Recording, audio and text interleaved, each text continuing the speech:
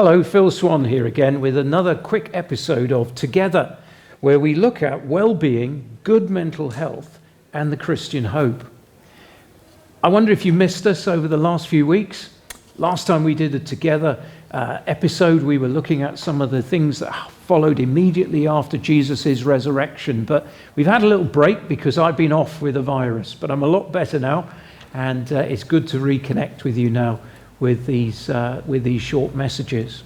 I don't know if you're aware, but this month has been designated PTSD Awareness Month.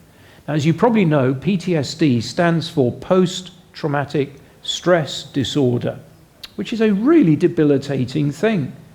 And sadly, there are many in our community and in our world who are afflicted by this, and it can be really, really troublesome and painful. PTSD is really a wound of memory that affects us in the present. We all have bad memories from the past, but they don't always affect us in the present to such a degree that, well, that effect may be very, very deep. You've probably heard of the term combat stress, and that's often the way in which we think of PTSD.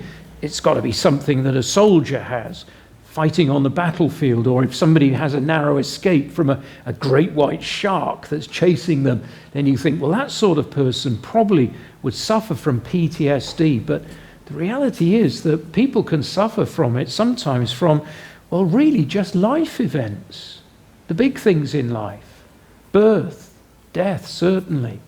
And when life goes wrong, and when people do things to us which are really hurtful and unkind, and particularly if people do those things to us repeatedly over a long period of time while we're growing up, well, PTSD can really become quite complex then.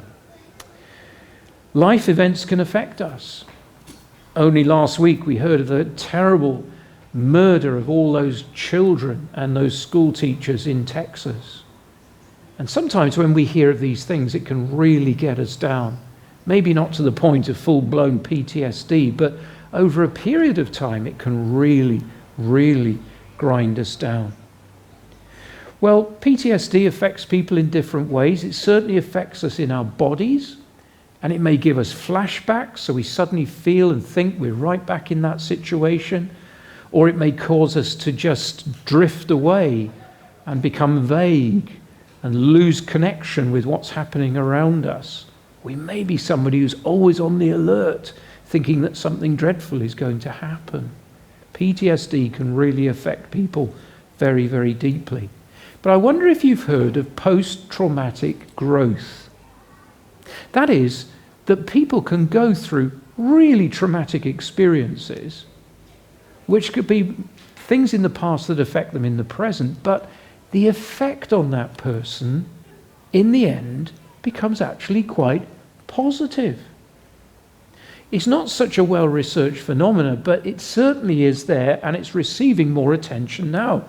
It is when somebody perhaps goes through a life and death situation.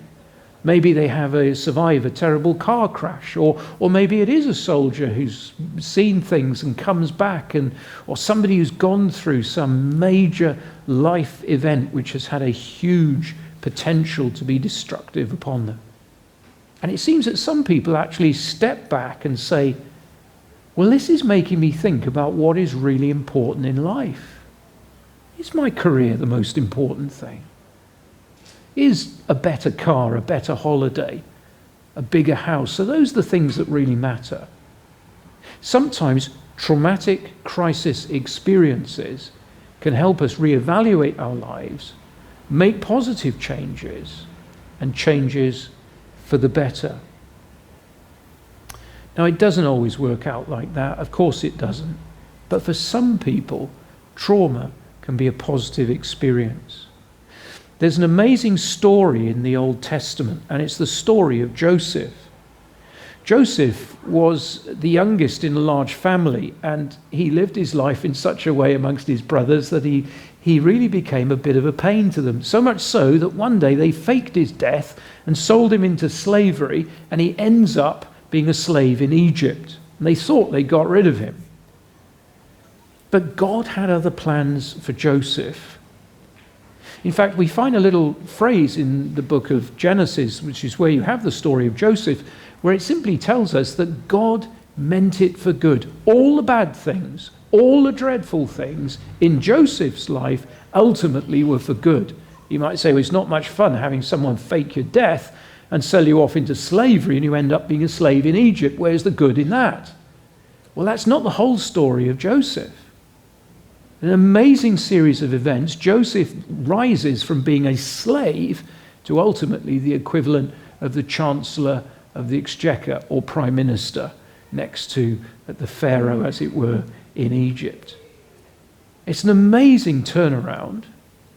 And more than that, there comes a day when he comes face to face again with the brothers who sold him into slavery. And he does an amazing thing. He forgives them. And in fact, he spares their lives because they had gone to Egypt because there was a terrible famine in Israel. And Egypt had plenty of grain. How did Egypt have great supplies of grain?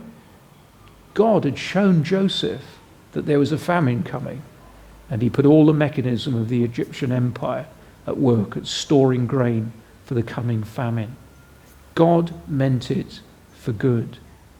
Now, I don't want to come over trite today and say that I know many of you who watch this have gone through very painful experiences. And I'm not going to be so trite as to say, well, all you need to do is trust God and everything will work out all right and everything will be wonderful. Life isn't always as simplistic as that. But what I can say to you is that in the midst of your traumas and in the memory of your trauma, there can be transformation and hope and a view of the future which is positive and special. And that can happen when we live our life with God, knowing that we're not alone, knowing that there is someone who understands and someone who cares, and who by the finished work of Jesus, his life, death, and resurrection from the dead, offers us belonging, offers us freedom and forgiveness and identity.